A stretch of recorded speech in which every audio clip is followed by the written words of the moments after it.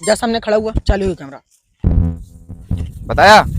हाँ तनी के और हल्का दाएं हुआ, ज्यादा ये बाएं हुआ, बाएं हुआ, पीछे जा, पीछे जा। हाँ तनी के और आगे। बताया।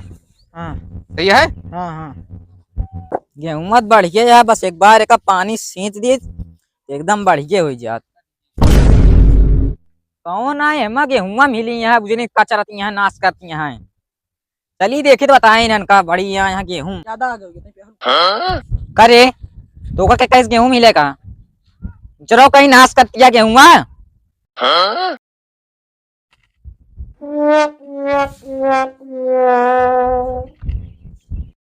करे कैसे पहुंच के गेहूं मिले है के कैसे गेहूं मिलेगा।